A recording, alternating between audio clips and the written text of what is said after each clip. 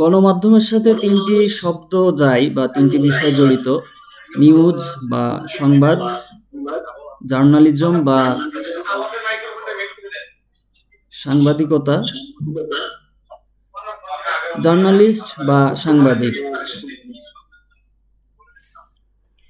এর মধ্যে নিউজ, আমরা চারপাশে যা কিছু দেখি বা দৈনন্দিন ঘটনা প্রবাহই নিউজ।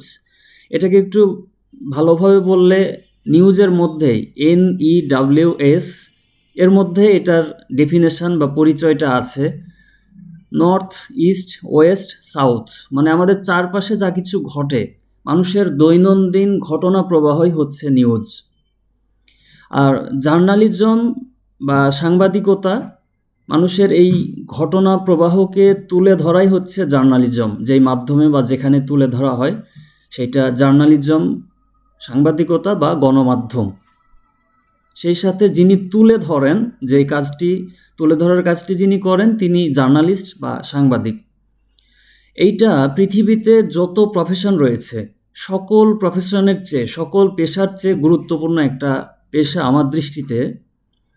এজন্য যে মানুষ যখন বিপদে পড়ে বা কোনো ক্রিটিক্যাল মোমেন্ট, ক্রিটিক্যাল সিচুয়েশান তৈরি হয়, কোনো কুলকিনারা পায় না, কোথাও গিয়ে কোনো আশার আলো খুঁজে পায় না, তখন জার্নালিস্টের কাছে আসে।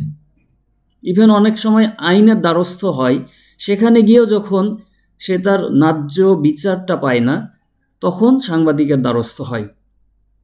সো এইটা বাংলাদেশ তো বটেই, পৃথিবীতেই একটা গুরুত্বপূর্ণ প্রফেশন।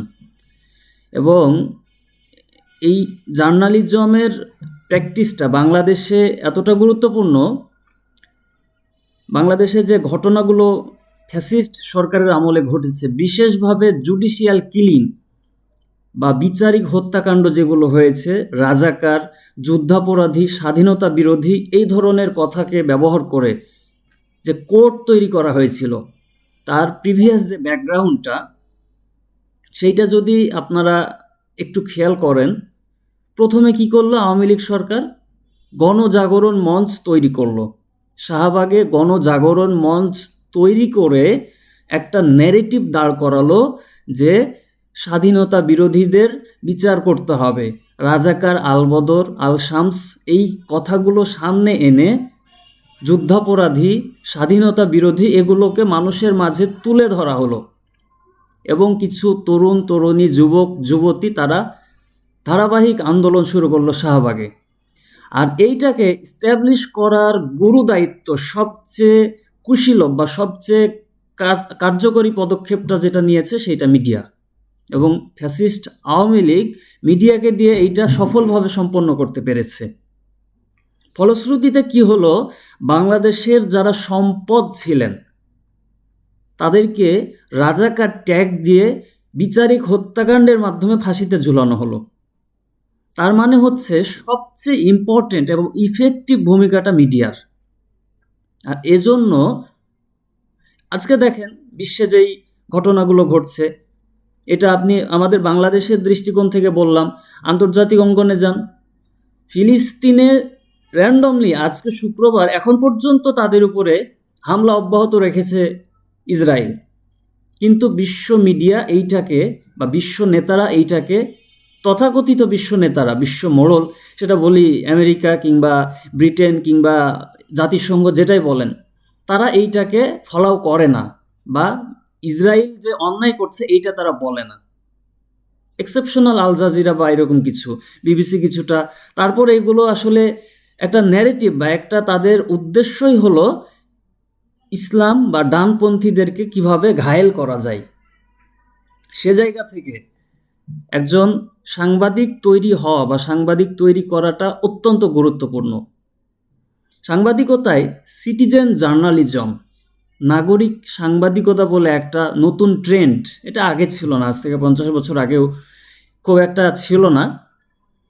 নতুন ট্রেন্ড হয়েছে সিটিজেন জার্নালিজম, নাগরিক সাংবাদিকতা। মানে আপনি একজন বিজনেসম্যান, আপনিও সাংবাদিকতা করতে পারবেন। আপনি একজন টিচার, আপনিও সাংবাদিকতা করতে পারবেন। আপনার একটা স্মার্টফোন আছে, আপনার একটা ফেসবুক আইডি আছে, সেখানে আপনি কিছু তুলে ধরছেন সোশ্যাল মিডিয়াতে, এটাও আপনার এক ধরনের সাংবাদিকতা। যেটা শুরুতে বলছিলাম যে জার্নালিজম দৈনন্দিন জীবনের ঘটনা প্রবাহ, আর নিউজ আমাদের চারপাশে যা কিছু ঘটে। তবে আমাদের জার্নালিজমের এই অ্যাসপেক্ট থেকে যদি বলা হয়, যেটার প্রতি মানুষের জানার আগ্রহ রয়েছে, পাবলিক ইন্টারেস্ট যেটার প্রতি রয়েছে, সেইটা হচ্ছে নিউজ। এখন আপনার মনে করেন যে রাস্তায় একটা কাক মারা গেছে, কাক বা একটা পাখি মারা গেছে, এটা কিন্তু আবার নিউজ হবে না।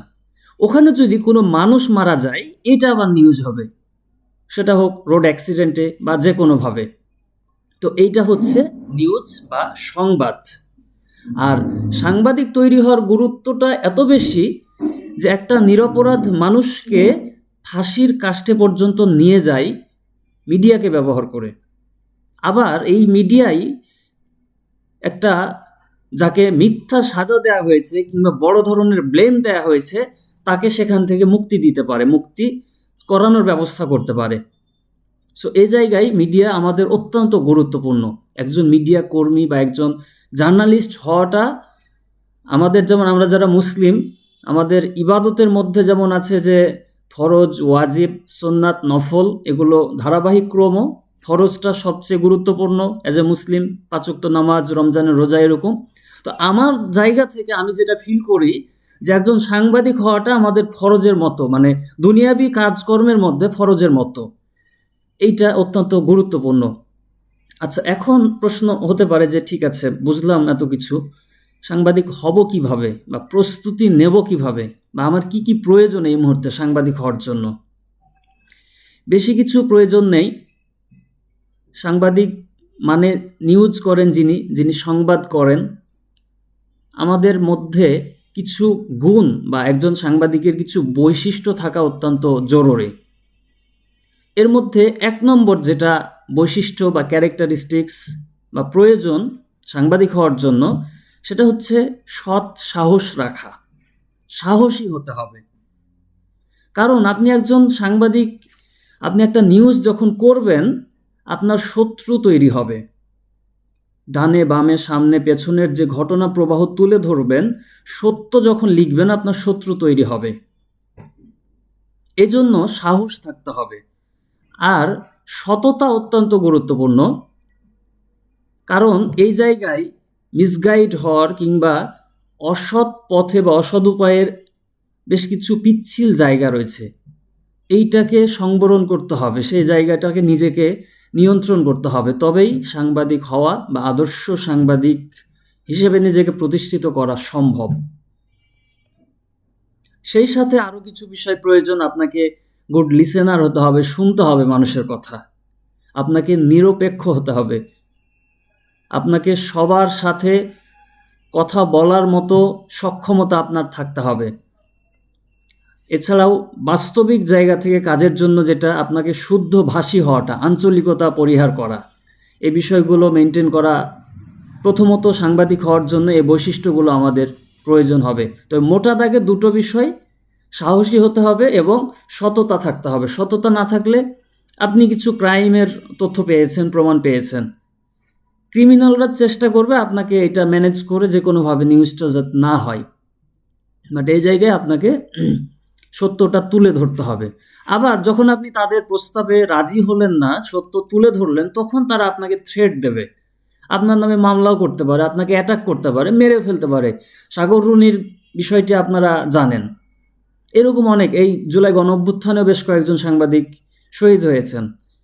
তো এইরকম থ্রেট, প্রাণনাশের হুমকি আসবে, মৃত্যুর ঝুঁকি রয়েছে, মারাও যেতে হতে পারে, শহীদ হতে পারে। তো এই চ্যালেঞ্জ নিয়েই কাজ করতে হবে এবং সেইটা দেশের জন্য, মানুষের জন্য। ওই যে যুদ্ধাপরাধী, রাজাকার, এগুলো এখন তো আর মানুষ খায় না, কিন্তু ওই সময় কি করেছিল, 12, 13, 14 সালে গণজাগরণ মঞ্চ দিয়ে তাদেরকে ফাঁসি দেওয়ার জন্য, এবং প্রধান অস্ত্র হিসেবে, আমি যেটা দেখি প্রধান অস্ত্র হিসেবে মিডিয়াকে ব্যবহার করা হয়েছে। এবার আসেন এটার উল্টো পৃষ্ঠে, ওইটা তো নেগেটিভ সাইড গেল ওই সময়ে। পজিটিভ সাইডটা দেখেন, 2024-এর গণ অভ্যুত্থান পরবর্তী যেই ছাত্র সংসদ নির্বাচনগুলো হলো বাংলাদেশে, বিভিন্ন ক্যাম্পাসে, বিশ্ববিদ্যালয়গুলোতে, ডাকসু থেকে শুরু করে বিভিন্ন জায়গায়, আপনারা কি মনে করেন যে শুধুমাত্র ছাত্ররা ভোট দিয়েছে বলেই যে ডানপন্থী বা ইসলামপন্থীদের এরকম বিজয় হয়েছে? মোটেও তা নয়। মিডিয়ার রোল সবচেয়ে গুরুত্বপূর্ণ ছিল। মিডিয়া এই জায়গায় 24 পরবর্তী এবং এই ক্যাম্পাসগুলোতে যে ভূমিকা রেখেছে, অনেক বড় ভূমিকা রেখেছে। এ জায়গায় যদি মিডিয়া আবার মিডিয়ার ট্রায়াল শুরু করত, গণমাধ্যমে একটা শব্দ আছে এজেন্ডা সেটিং।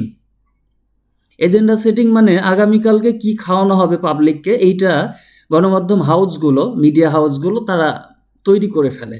তো যেই ধরনের আদর্শিক গণমাধ্যম, তারা সেইভাবে আওয়ামী লীগের আমলে ফ্যাসিজমকে প্রশ্রয় দেওয়ার জন্য কত কি না বলেছে। ওই যে একজন সাংবাদিক মেবি নোবেল প্রাইজ পর্যন্ত দিয়ে দিতে চাচ্ছিল শেখ হাসিনাকে বা এরকম কিছু। তো এইরকম বেপরোয়া জায়গায় চলে গেছিল। তো এজেন্ডা সেটিং করে কোনো একটা গ্রুপকে, কোনো একটা আদর্শকে, কোনো একটা বিষয়কে তারা খলনায়ক বা টেরোরিস্ট বা এইরকমভাবে উপস্থাপন করতে চায়। 24 পরবর্তীতে ছাত্র সংসদ নির্বাচনগুলোতে ডানপন্থী বা ইসলামপন্থীদেরকে গণমাধ্যমের অবশ্যই প্রশংসনীয় ভূমিকা রয়েছে, আর যে কারণে এ বিজয়। সে জায়গা থেকে, সেই চিন্তার জায়গা থেকে সাংবাদিক তৈরি হওয়াটা প্রত্যেকেই, আপনি বিজনেস করেন অসুবিধা নাই, আপনি স্টুডেন্ট কোনো সমস্যা নেই, আপনি টিচিং প্রফেশনের সাথে আছেন, আপনি আরও অন্য কিছু করছেন, আপনি একজন সিটিজেন জার্নালিস্ট হিসেবে, নাগরিক সাংবাদিক হিসেবে আপনি কাজ শুরু করতে পারেন। আর সেই জন্য যেটা প্রথমে বললাম যে সাহসী হতে হবে, কারণ আপনাকে হুমকি আসবেই, আর এই হুমকি মোকাবেলা করার মতো সাহস রাখতে হবে। সেই জন্য সেই সাথে সততা আমাদের থাকা প্রয়োজন। এবার আমরা একটু বাস্তবিক জায়গায় আসি যে হ্যাঁ ঠিক আছে, আমার সাহস আছে, আমার সততা আছে, এবং আমি এই ব্যাখ্যা বিশ্লেষণ বা এই বাস্তবতার আলোকে এবার আমরা সাংবাদিকতা শুরু করব। এখন আমাদের কিভাবে কি করব, কি লিখব, একটু এ বিষয়ে আমাদের জানা দরকার। প্রথমত, সাংবাদিক যেটা করেন সেটা নিউজ করেন, সংবাদ করতে হয়, সংবাদ পরিবেশন করতে হয়, লিখতে হয়, টেলিভিশন সাংবাদিকতায় তুলে ধরতে হয় ভিজুয়ালি, অডিওর মাধ্যমে, বেতারে অডিওর মাধ্যমে শুধু তুলে ধরতে হয়, পত্রপত্রিকায় নিউজ পেপারে সংবাদ লিখতে হয়।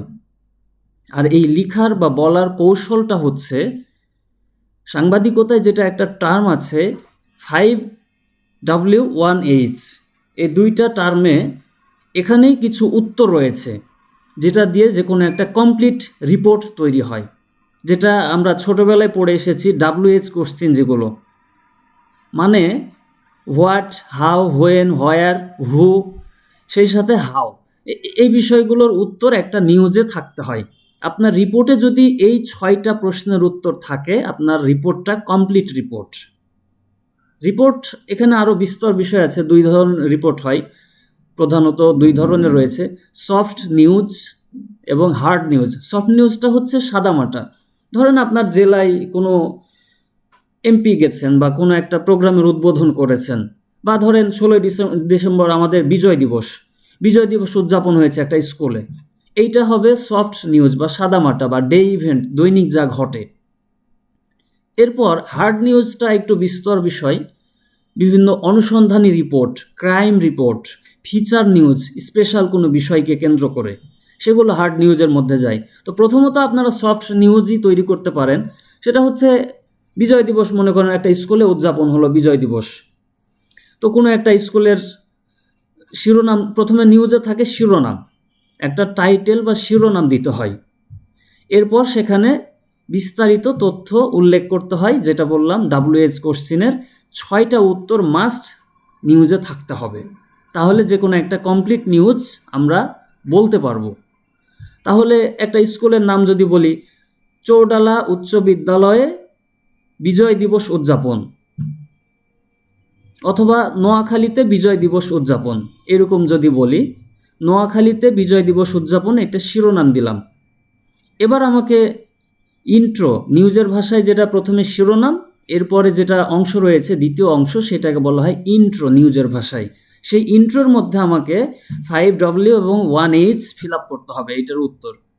তাহলে নোয়াখালীর কোম্পানিগঞ্জে মহান বিজয় দিবস উদযাপন করা হয়েছে, একটা বাক্য লিখলাম।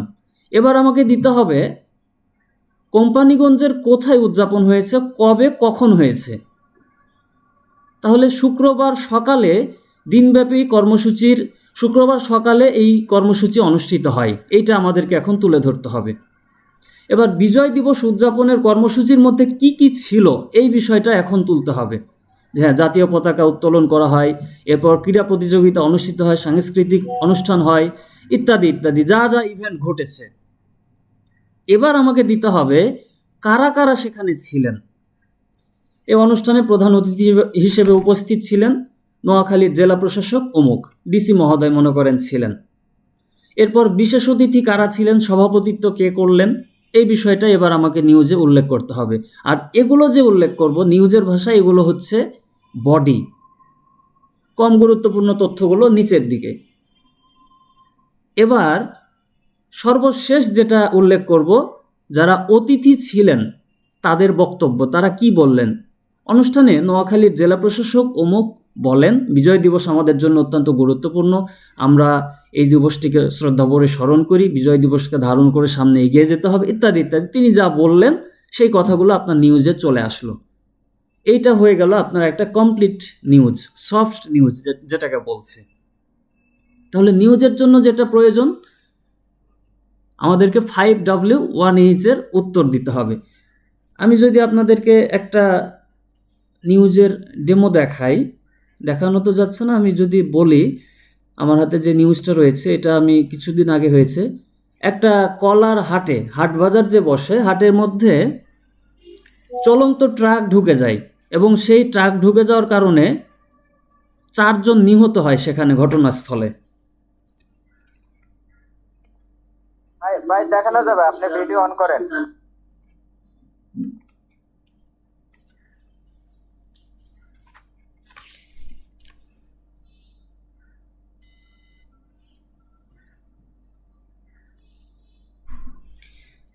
আচ্ছা, আমি আপনাদেরকে যদি, আপনারা যে নিউজটা দেখতে পাচ্ছেন আমার হাতে যে রিপোর্টটা রয়েছে, কলার হাটে ঢুকে পড়ল চলন্ত ট্রাক, নিহত 4। এটা কিছুদিন আগে রাজশাহীর একটা কলার হাটে, হাট বাজার যে বসে, সেখানে চলন্ত ট্রাক ঢুকে যায় এবং ঘটনাস্থলে 4 জন মারা যান, নিহত হন। সেই বিষয়টা আপনারা একটু, এই যে যেটা বললাম একটু আগে, প্রথমে নিউজের শিরোনাম, কলার হাটে ঢুকে পড়ল চলন্ত ট্রাক, এইটা নিউজের শিরোনাম, নিহত 4। শিরোনামের সময় আমাদের খেয়াল রাখতে হবে শিরোনাম খুবই সংক্ষিপ্ত হবে, শিরোনাম হবে সংক্ষিপ্ত এবং চমকপ্রদ শিরোনাম। এটা আধুনিক সাংবাদিকতায় এটা খুব প্রয়োজন, যে গতানুগতিক থেকে চমকপ্রদ শিরোনামটা প্রয়োজন। যেমন এই নিউজটা দেখেন, কলারহাটে ঢুকে পড়ল চলন্ত ট্রাক, নিহত 4। এইটা কিন্তু রাজশাহীর ঘটনা। দেখেন রিপোর্টটা আমি করেছি, ঢাকা মেইলে নিউজটা হয়েছে, জেলা প্রতিনিধি রাজশাহীর ঘটনা। এটা যদি গতানুগতিক আমি করতাম, এটা হতো রাজশাহীতে সড়ক দুর্ঘটনায় নিহত 4, এরকমটা হতো, বা রাজশাহীতে ট্রাক চাপায় 4 জন নিহত, এটা হতো গতানুগতিক। কিন্তু আমি রাজশাহী কথাটাই উল্লেখ করি নাই নিউজ শিরোনামে, কারণ এইটা মানুষের জানার আগ্রহ তৈরি করবে যে কোথায় ট্রাক ঢুকে পড়লো, কোন বাজারে, বাংলাদেশের কোথায়, এই জন্য। এবং কলারহাটে ঢুকে পড়লো, এটা কিছুটা চমকপ্রদ হয়, মানুষের একটা পড়ার প্রতি আগ্রহ তৈরি করে। তো আমাদের নিউজের শিরোনাম প্রথমত এইটা আমাদের খেয়াল রাখতে হয়, শিরোনামটা হবে সংক্ষিপ্ত, চমকপ্রদ। আচ্ছা, এরপরে আপনাদের যেটা বললাম, নিউজের শিরোনামের পরেই প্রথম অংশটাকে বলা হয় ইন্ট্রো, নিউজের ভাষায় বলা হয় ইন্ট্রো বা মূল অংশ। এখানে দেখেন আপনারা যেটা দেখতে পাচ্ছেন, এখানে আমি উল্লেখ করেছি ওই যে 5W1H এর কথা বললাম, যে আমাদের মৌলিক তথ্যটা এখানে দিয়ে দিতে হবে, সবচেয়ে গুরুত্বপূর্ণ ইনফরমেশন। রাজশাহীর পুঠিয়ায় কলারহাটে একটি ট্রাক নিয়ন্ত্রণ হারিয়ে ঢুকে পড়েছে, এতে 4 জন নিহত হয়েছেন। এ ঘটনায় আরও 1 জন গুরুতর আহত হয়েছেন। বৃহস্পতিবার 1 জানুয়ারি সকাল 8টার দিকে এ দুর্ঘটনা ঘটে। তাহলে আমি তুলে ধরেছি যে কোথায় হয়েছে, রাজশাহীর পুঠিয়ায় কলারহাটে এই ঘটনা ঘটেছে। কি ঘটেছে, ট্রাক নিয়ন্ত্রণ হারিয়ে ঢুকে পড়েছে। এরপর কি হলো, 4 জন মারা গেছে ঘটনাস্থলে, আর 1 জন গুরুতর আহত হয়েছেন। আর কখন ঘটনাটা ঘটে, বৃহস্পতিবার সকাল 8টার সময়। তার মানে আমার পূর্ণাঙ্গ তথ্য এখানে চলে এসেছে। এবার যেটা আসবে এটার পরে আসবে নেক। এবার আমাকে এই তথ্যটা নিশ্চিত করলো কে, Puthia fire service and civil defence স্টেশনের ওয়্যারহাউস ইন্সপেক্টর সারোয়ার হোসাইন ঢাকা মেইলকে এসব তথ্য নিশ্চিত করেছেন। আমি তার সাথে কথা বলেছিলাম, উনি আমাকে জানিয়েছিলেন, সেটা আমি এখানে দিয়ে দিলাম। আচ্ছা, এবার যেটা বললাম যে নেক নেক বা গলা, নিউজের ভাষায় নেক বলা হয় এই অংশটাকে। এখানে আমরা দিব নিহতদের পরিচয়। এবার যে কারা নিহত হলো, তাদের ঠিকানা কোথায়, বা তাদের কোনো পেশা আছে কিনা, প্রফেশন। তাহলে নিহতরা হলেন নাটোরের সদর উপজেলার কাফুরিয়া গ্রামের শাহিন আলীর ছেলে সিয়াম। এবার তাদের পরিচয়টা আমি তুলে ধরেছি, এইটা নিউজের ভাষায় নেক। এবার তার পরের অংশটা হচ্ছে বডি, নিউজের ভাষায়। আপনারা কাইন্ডলি একটু নোট নিতে পারেন এই কথাগুলো। পুলিশ বলছে কি, পুলিশ এবং ফায়ার সার্ভিস কি বলল, বা কর্তৃপক্ষ কি বলল, বা সূত্র কি বলল, কিংবা প্রত্যক্ষদর্শীরা কি বলল, এইটা আমার এখন তুলে ধরতে হবে একটা নিউজে। সেই অংশটাকে সাংবাদিকতার ভাষায় বলা হয় বডি। পুলিশ যা বলছে, কিভাবে দুর্ঘটনা ঘটলো, তারপরে তাদের কি অবস্থা, মরদেহ নিয়ে যাওয়া হচ্ছে, ইত্যাদি ইত্যাদি, পুলিশ তাদের কথা বলছে। এরপর যেহেতু মারা গেছে, মারা যাওয়ার পর বা হতাহতর ঘটনার পর সাধারণত যেটা হয়, হাসপাতালে নেওয়া হয়। এটা আমাদের কমন সেন্স বা সাধারণভাবে আমরা জানি। তাহলে আমরা একটু হাসপাতালকেও স্মরণ করেছি এই নিউজটাতে, যে স্বাস্থ্য কমপ্লেক্স বা হাসপাতাল কি বলছে। এখানে স্বাস্থ্য কমপ্লেক্সে খোঁজ নিয়ে যা জানা গেছে, পরে তাদেরকে রেফার করা হয় মেডিকেল কলেজ হাসপাতালে। আচ্ছা, সর্বশেষ যেটা আমরা নিয়েছি, যে হাসপাতালের একজন কর্মকর্তার বক্তব্য, আর সিভিল ফায়ার সার্ভিস এবং সিভিল ডিফেন্সের কর্মকর্তা যিনি রয়েছেন তিনি কি বললেন, কারণ তারা উদ্ধার অভিযানে অংশ নিয়েছিলেন। তো এটা আমার পূর্ণাঙ্গ নিউজ হয়ে গেল।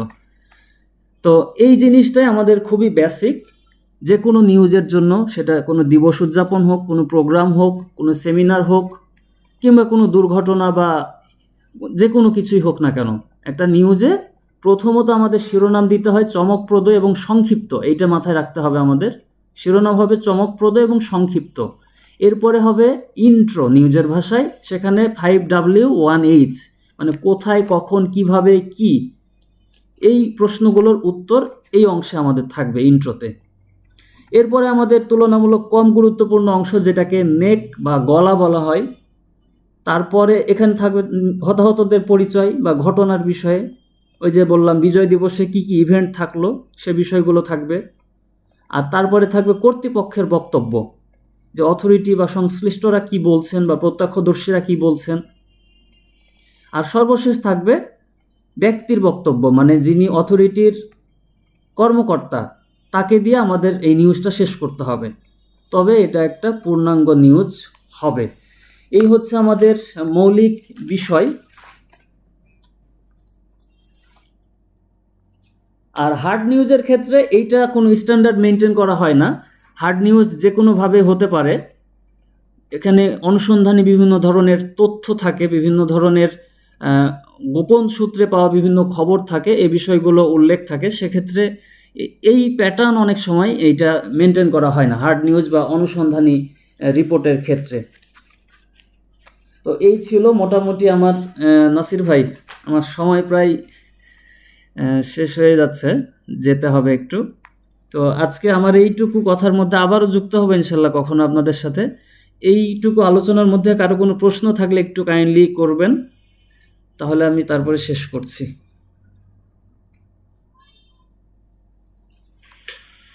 হ্যাঁ ভাই, আমাদের প্রশ্ন ছিল একটা, সেটা হচ্ছে যে একজন সাংবাদিকের আয়ের উৎস কি কি হতে পারে। ও আচ্ছা, হ্যাঁ, এটা খুব গুরুত্বপূর্ণ প্রশ্ন। সাংবাদিকের আয়ের উৎস। আচ্ছা, সাংবাদিকের আয়ের উৎস প্রথমত